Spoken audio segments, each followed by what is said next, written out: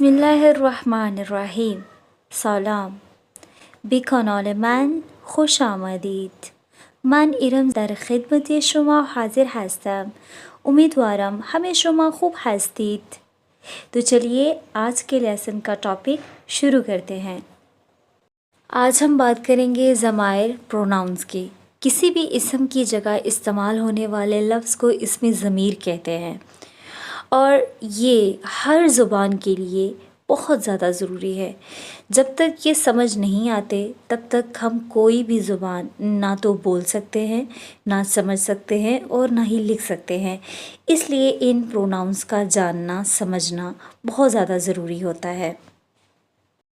ضمیر و شناسے، سبجیکٹ کی پہچان.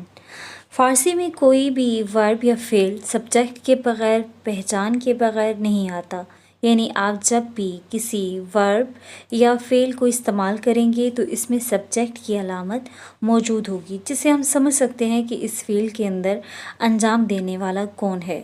اب آپ کو شناسے کا مطلب سمجھ آ گیا ہوگا کہ شناس پہچان، کس کی پہچان؟ سبجیکٹ یا فاعل کی پہچان، جس کی مدد سے ہم سبجیکٹ کو سمجھ سکتے ہیں. شناسہ کو فارسی میں شناسی پروناؤنس کیا جاتا ہے. ضمائر کی ایک قسم ضمائر شخصی بھی ہے، پرسنل پروناؤن، یعنی کسی فرد یا چیز کے نام کی جگہ استعمال کیے جانے والے اسم یا ناؤن کو پرسنل پروناؤن یعنی ضمائر شخصی کہتے ہیں. ضمائر شخصی 6 ہوتے ہیں جو بالکل اردو کی طرح ہوتے ہیں، اور ان کو 3 حصوں میں ڈیوائڈ کیا جاتا ہے: فرسٹ پرسن، سیکنڈ پرسن اور تھرڈ پرسن. بات کرنے والے کو فرسٹ پرسن یعنی متکلم، اور اس میں انگلش میں آئی اور وی، اردو میں میں اور ہم، فارسی میں من ما آئے گا. جس سے بات کی جائے اسے سیکنڈ پرسن یا حاضر یا مخاطب کہتے ہیں، اور انگلش میں یو، اردو میں تم اور آپ، فارسی میں تو، شما. جس کے متعلق بات کی جائے اسے تھرڈ پرسن کہتے ہیں یا غائب. جس میں اگر بات کی جائے انگلش کی تو ہی، شی اور دے، اردو میں وہ اور وہ کی جمع یعنی بہت سارے، اور فارسی میں او، آنہا آئے گا. Types of pronoun. ضمیر کی اقسام. ضمیر کی 2 اقسام ہیں: ضمیر منفصل اور ضمیر متصل.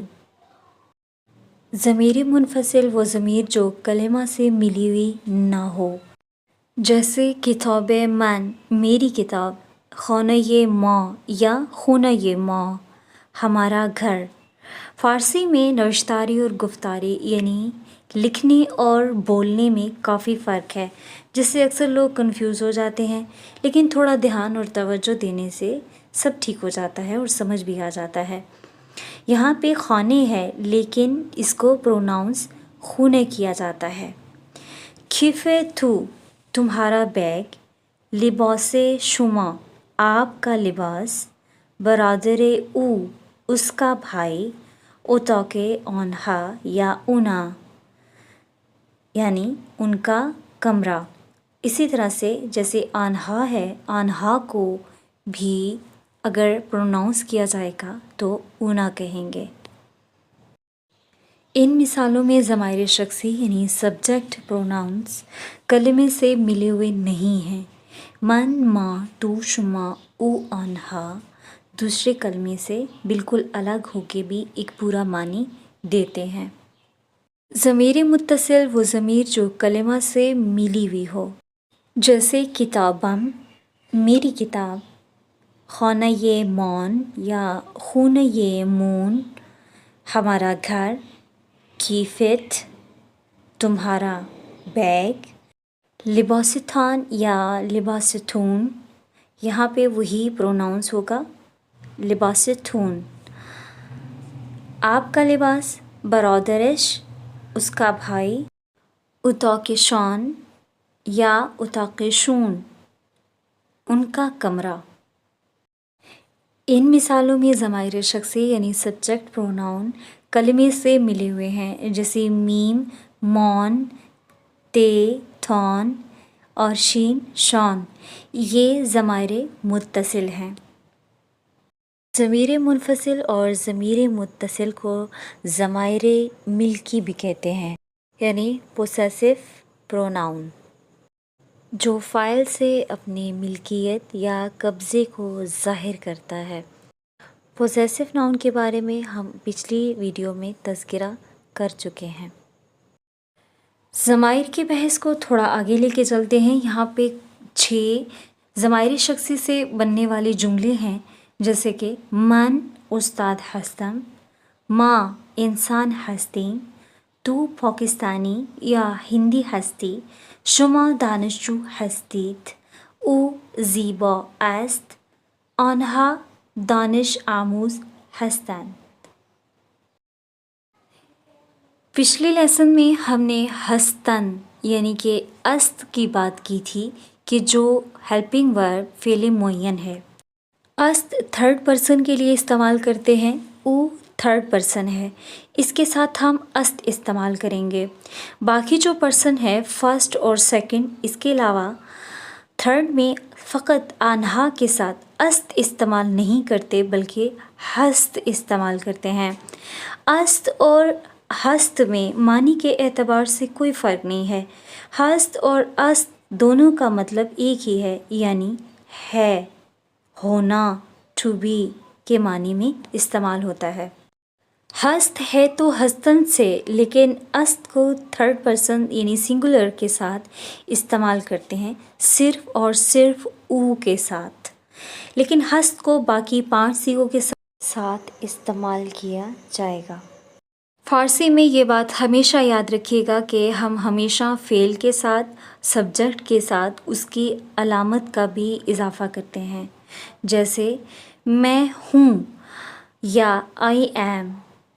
اگر یہاں پہ میں کے ساتھ ہے یا آئی کے ساتھ از لگا دیا جائے، جیسے میں ایک استاد ہے یا آئی از اے ٹیچر، تو اس کو غلط کنسیڈر کریں گے، ہم سمجھیں گے کہ یہ درست نہیں ہے۔ تو ہوں کس چیز کو ریپریزنٹ کرتا ہے؟ میں کو۔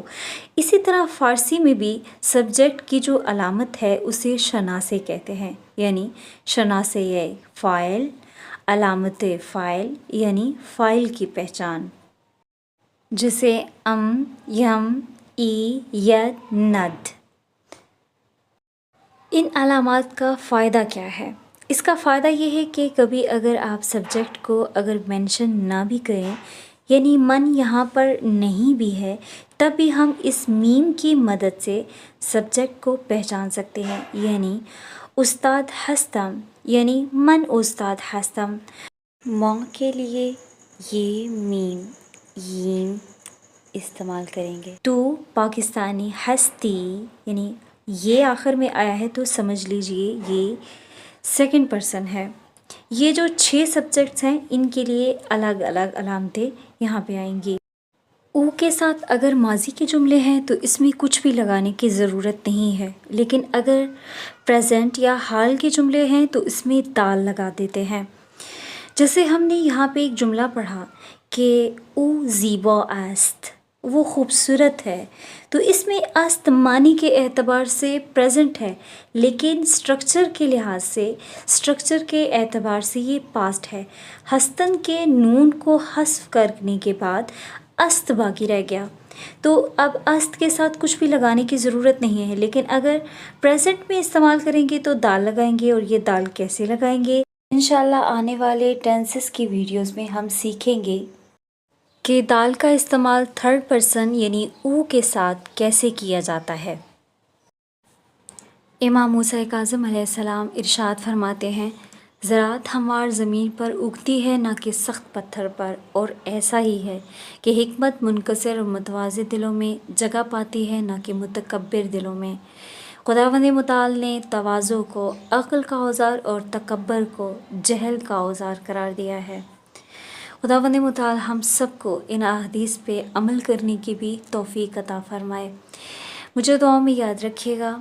التماس دعا۔ اللہ حافظ۔